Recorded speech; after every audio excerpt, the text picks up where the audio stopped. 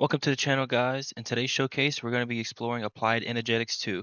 It's a mod that completely changes how you store, manage, and craft items in Minecraft.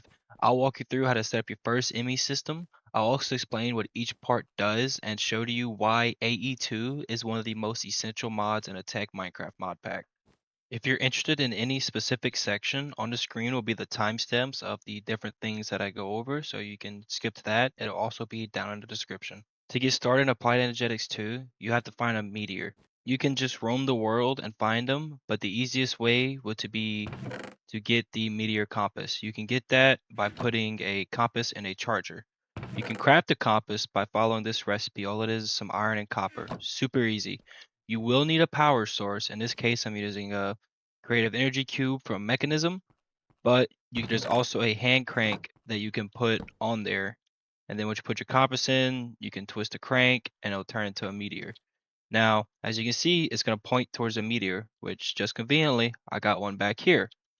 Once you're at the meteor, you will see this mysterious cube. This mysterious cube can be mined with any type of pickaxe. You don't even need a pickaxe. You can mine it with your hand, actually. You just mine it. It's going to take a second. And then bam, you get all these prints. You're going to need all these. Also, you're going to see these quartz clusters. You're going to need all these as much as you can get. Also, you'll see these on the ground. Do not break any of these. Well, you can break the Certus quartz blocks, but do not break the budding ones. They will spawn the quartz cluster. Now that you have all your presses, time to learn about the inscriber. The inscriber is also very easy to make. It's just sticky pistons and iron and copper. This is the recipe for the crank. So, to start off with, you'll have to put them in there. You can also add acceleration. Now, for example, this is a silicone one. You just take it, put it in there. This will give you the printed silicone. Certus quartz will give you the calculation. Diamond will give you the engineering. Gold will give you the logic. And then you also need redstone. For each one you want to make, you will need a silicone. So for example, if you want to make a engineering circuit, you make it like this. So you'll need a silicone one for each one that you want to craft into a logic processor. You will need a lot of these in the future. Also, you can use the inscriber because you will need Certus quartz dust to get silicone. So you take Certus quartz dust, you put it in a furnace, and then you can just simply cook the Certus quartz, and it will turn that into the silicone. And you get the Certus quartz from the meteor, the budding stuff. You can also craft the buddings through different ways.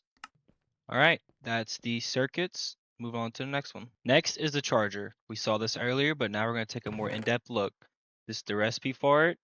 These are also all the standard items that you can use to turn into. There's the guide, charged Certus quartz, which you will need a lot of, and the meteor compass. The guide is also very helpful because you can look through and you'll be able to see anything that has to do with Applied Energetics 2. So it is super helpful. You can also charge the Certus quartz from here. You just right click it in, bam. It'll charge it up, and there you go. You got charged Certus quartz. Next is the Fluix crystals. These are a little different from other items. You don't craft them normally. This requires charged Certus quartz, redstone, and nether quartz. You can just simply take them and toss them in water. You can either do them one at a time, which is really slow, which you'll see it'll combine and give you Fluix crystals, or you can just dump your stacks in there, and then it'll all just go popping out. Yep. And if I remember correctly, you get double what you put in. So I put a stack of, well, I mean, you don't get double, but you put a stack of everything, you get 2 stacks out. All right, so that's Fluix crystals. They're super easy to make. You can also put them in the crusher to get Fluix dust, which you will need later on for crafting. So next is the ME controller. This is the entire brain of the operation. As you can see, this is the recipe for it. You will need the engineering, the Fluix, and Skystone. So Skystone you get from over at the meteor. This is the stuff on the outside of the meteor. You will need some for that. So that's pretty easy. I believe it could be mined with a basic pickaxe. It's not too complicated. You just simply take your Skystone, you get you some coal, and you throw it in a furnace. And then there you go. That'll give you your Skystone. This is the recipe for it. You'll need this ME controller in a minute. So next is the energy acceptor and Fluix ME glass cable. The energy acceptor is crafted by using iron, quartz glass, and copper. You can craft quartz glass by using glass and Certus quartz dust. You'll get 4 quartz glass per one. Energy scepter, it is used to bring in power from a power source like this into your ME system. Now, the Fluix ME glass cables, all it is glass and quartz dust, and that'll give you the quartz fiber. You have to surround the quartz fiber, well, use 2 of them, and you'll get ME glass cables. So these are just ones. You won't need a whole stack for one. This will be one of the most key items that you will need for your ME system. So this is the start of a system. Now you have a energy acceptor, a ME controller, and a power source. You do not need this cable here. I just did it to show that this works. Technically, all you need to do is have it like this. The sides of the ME controller all count. You can also build a controller in a bunch of different kind of shapes. The reason being is each face of this controller can hold 32 channels. A channel is basically like any device. We'll get to that later on. But you can build all kinds of shapes and sizes with this. There are certain limits that you can figure out by holding G by any AE2 item. You hold G on it and you can scroll through and you'll look through and see this. You see there's a bunch of different shapes you can follow with, and you also can't have two. So if I was to combine these, you'll see that it's red. Any time that it is red, it will not work. This device will not control the network. So it has to be these little RGB colors. Okay, so next is the ME drive. Now, personally, this is the first thing I go for after I get my network set up. It's very easy to craft. It's just iron, cables, and some engineering presses. And this is your storage. So the storage is what actually stores items. So this, pretty simple to craft, redstone, Certus quartz, logic. And then you can also go from 1K to 4K, and then you could do the same thing. You can just take 4Ks, fill in these slots, and you'll just keep going up and up. Now, to actually use these, you have to put them in a this kind of configuration, and you'll get the ME item storage cell. You then take this storage cell and you can put it into here, and this is what will actually give you your storage. So next are the terminals. You will need terminals in order to access your storage. These are the recipes for the terminals, which it's quite a lot. So for a crafting terminal, you will need a calculation, you'll need an ME terminal, and a crafting table. To craft a ME terminal, which is this one, you will need the formation and annihilation plane and illumination panel. As you can see, there are a lot of recipes that you can go through. That's why I recommend getting JEI. You will need it, just get it. So once you got your terminals crafted, and you can go onto your system. This is a basic storage system for items. You can access the ME terminal. I don't have anything in here. I can just simply throw stuff in here. Now, what I personally like to craft is a crafting terminal. This will actually allow you to craft things in your terminal. As you can see, you can just click it and then just get it, shift click, it'll craft everything from your system into your inventory. Then you can just craft it out, throw it back in. Super helpful, super quick, having all your items in one simple station, and super lag friendly. Okay, so next we're going to talk about cables. First, you'll need a wrench. You can get a wrench from any mod pack. So for example, pipe wrench. You can also just shift and right click and you can get your cables. There are cable anchors, which as you can see will stop them from touching. This ME Fluix glass will touch any color, as you can see. But colors of different colors will not touch. As you can see, they will not touch each other. So this is very good for whenever you're doing networks or just for design, but you will need them for doing different networks. But if you want to run two colors by each other, you can always use the cable anchors, which are very nice. So we come over here. As you can see, the ME Fluix glass cable, which is the basic one, will connect to any color, but the colors, so the light blue will not connect to the red. There's also different cable types. There's just regular covered cables, there's dense cables, and then there's smart cables, and then there's dense smart cables. The reason why smart cables are extremely nice, as you can see at the top of my screen, I can see there's 5 out of 8 channels. If you ever go above that 5 out of 8, whatever extra devices down the line will not work. These ME Fluix glass cables can only hold 8 channels. These blue covered cables can only hold 8 channels. They're just for show. Smart cables, if you look at them and you have the mod that I have at top, which is called Jade, Jade, you can see how many channels are done a lot easier. But as you can see, as I remove things, the little lights on here start to go away. They start to fade away on the lights. So as I put it back on, you see lines and lights start to reappear. That's identifying how many channels are currently being used. The dense cable can hold 32 channels, and you can branch off of your dense cables with regular. So if I get a pink, just get a regular pink. You can segment off of these and connect 8 devices to each sub branch. That's cables. It's a lot, I know, but it's very useful to know this information. So now we're going to touch on subnets. The reason being, for any system to be a good system, you require subnets. The simple explanation of a subnet, it's a network that acts on its own that shares storage with your main net. So the easiest way to explain this is if you look on this cable. So we have 3 out of 8 channels. As you can see, we clearly have more than 3 devices connected. However, since we have this, we have a storage bus connected to our main channel, and we have a ME interface connected to our sub channel. See how we can have 8 devices, but they're only counting for 1. However, if we were to just stack these like this, we would immediately just run out of channels really quickly, and then we wouldn't be able to access this. So it's always good to separate the functions of your system into subnets. So as you can see over here, which you will require subnets for things like mining. This is a basic Certus quartz farm.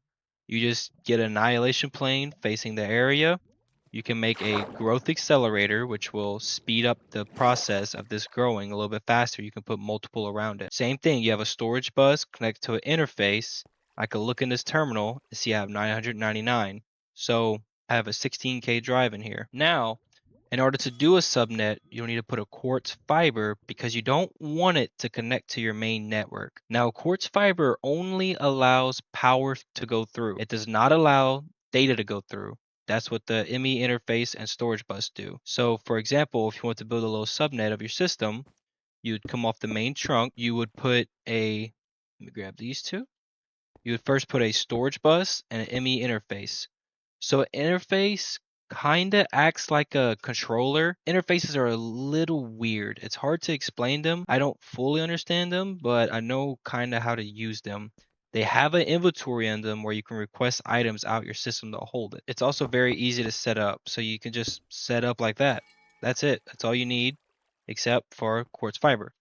You need to power this. So you can power this by doing that. Now it has power, device online. You break this, this device will go offline. It has no power. Now, what if I have a setup where I don't want the items from this subnet? Like, for example, this annihilation plane will forever break these. Say I have a super fast cobble farm like this over here. Well, it's not super fast, but you don't want this cobblestone farm to fill up your main network.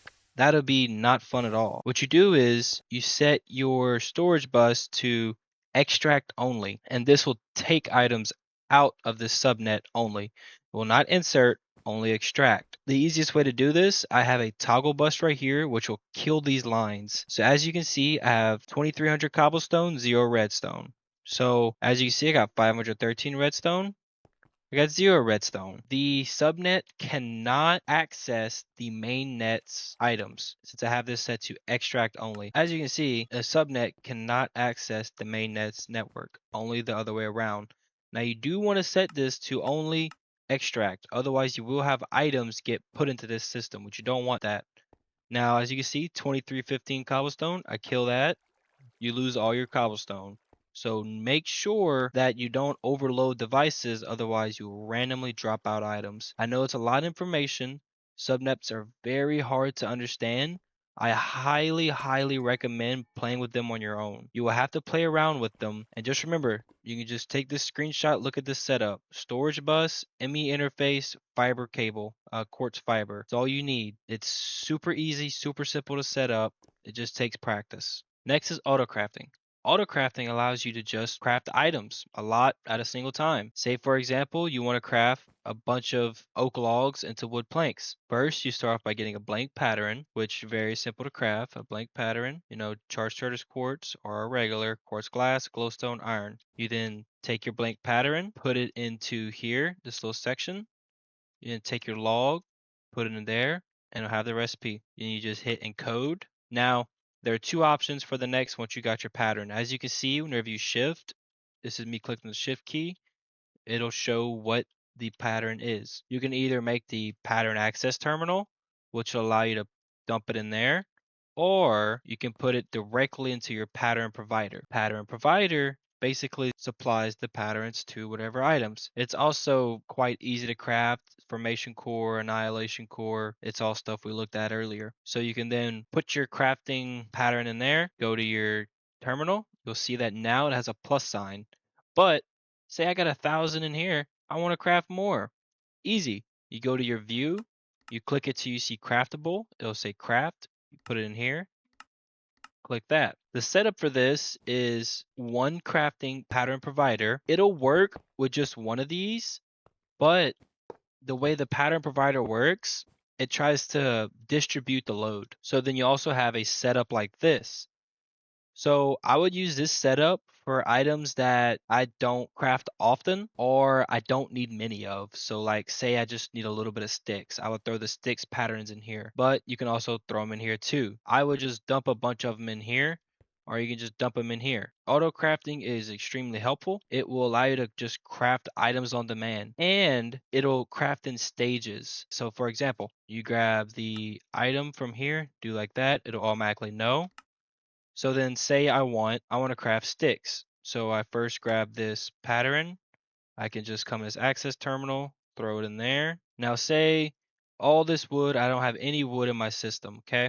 I want to craft sticks. I want to craft 100 sticks. It'll craft it first into planks and then sticks, then planks and then sticks. It'll do it all for you. Super easy. Now, to get your system to AutoCraft, you will need a crafting CPU. A crafting CPU consists of a co-processing unit and a crafting storage. That's all you need. The crafting monitor will let you see what's going on, and crafting units say, hey, this is all I got. I don't have enough to make these. Super simple. You throw down one of these.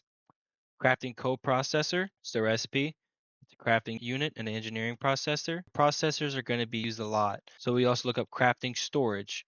The more items you want to craft at one time, the more crafting storage you will need. If I only have a 1K crafting storage, then I can't craft. See how it says none are available? It's because I'm trying to craft 2,000 items, but I don't have enough storage. The processing unit sends items out in batches, so they will supply your crafting pattern provider with items. So the more processing units you have and the more molecular assemblers you have, the faster your system will go. That's crafting. It's a lot. Like I said, the best way to learn is to play with it. If you're ever stuck on anything or want to learn anything, just hold G on any applied energetics item and it'll bring you to the wiki, I guess you can call this. You can search in it, so I can look up crafting. Boom. If I want to look at examples, you hold G on it, go to here, example setups. There's a bunch of sample setups that I went through and learned, and this will help you learn a lot better. So next we're going to move on to furnace crafting. There are two ways to do your furnaces. Now, if you just have a typical furnace, so if you just imagine this emerald furnace to be a regular furnace, this is how you will have to set it up. It sucks. This is the way it has to be done with furnaces because you have to take the cooked item and push it back into the pattern provider. You also have to set your pattern provider facing upwards. This can be done by getting a wrench, getting a pattern provider, placing it, and then just right clicking it until it kind of faces where you want it to face at. So you have to face it like that, put an interface, and then put a storage bus. So going into the side, you only want it to allow coal. Going in the top, you want to use an invert card and allow everything but coal. Otherwise, it'll be trying to put coal on the inside and the top, and it'll get gummed up and won't work. Then you put a hopper facing your pattern provider, and you use the quartz fiber like we used earlier to create a subnet. So that's the one way to do it. And in this, I have it set to process charcoal. Now, the key thing with this is when you're setting up your resources, you want to do the math. So a coal will cook 8 items. You need to make sure you do that. And then it's the same thing for over here. So you have to do that. Otherwise, your furnace will fill up on coal. Like say you do a 1-to-1, it'll fill up on coal and gum up your system. Your system will no longer work. So if we want, we can come in here, we can craft charcoal, craft 10, we have all the items, and we'll see it starts cooking. It comes in here, goes back in the pattern provider, and then it starts going back into our system. As you can see it counting down. This is the basic setup for our auto cooker. Super slow, sucks, a bunch of cables, all this and that. It do not recommend this. I recommend, like as you can see, I'm using a mod iron furnaces. I recommend putting the factory mod in here. With this factory mod, all you need is a power source and your thing becomes a factory. You can cook a bunch of items at once. The only thing you have to remember to do, enable auto input output and then configure whatever face the pattern provider is to input and output. If you don't do this correctly, it won't work. So in this setup, I got it to smelt cobblestone. Now, whenever you're doing this one, you do not have to put any fuel due to this is working off of power instead of fuel. The reason why I put coal in this one is because it requires fuel. So just be sure to be careful with that. Now back to this one, you don't have to put the fuel in it because the fuel is power. Fuel is already in there. So as you can see in the interface, Emerald Furnace, this one's hooked up directly to the Emerald Furnace. So now I can go to stone. Let's see how much stone I got in there.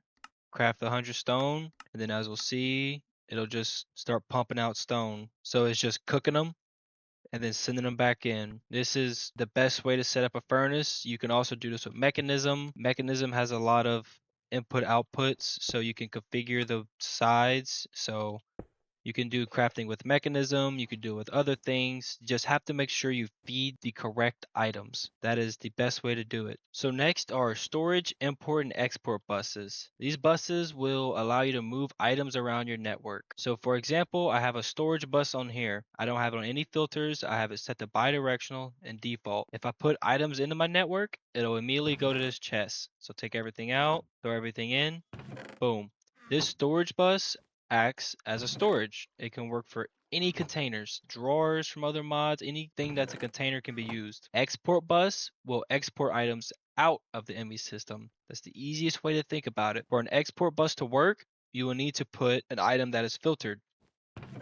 So an export bus will not work unless it is set to a filter. As you can see, it's moving items. It's very slow, but we can get some acceleration cards and we could dump these in here. And then you'll see it moves a lot more at a time once you put acceleration cards in. Now, you have an import bus. An import bus will import items into the system. You can set these to filter or not to, up to you. But these will use for like a farm that you have that collects items, use an import bus, take them in. Anything you put in an import bus will take items to your import system. So put some acceleration cards in here. And bam, here's all our items that we grabbed out of here. See, it gets sucked out, it goes into here. That's buses. They're very useful and you will be needing them a lot. You will use them in your subnets and your main nets. You'll be using them everywhere. That is the basics of Applied Energetics 2. Yes, that is just the basics. This mod has so much more to offer. If you want to see more, let me know in the comments. If you want to see other mod showcases, let me know. Please like the video if you liked it. Also leave a subscribe if you enjoyed it. Catch you in the next video. Thank y'all.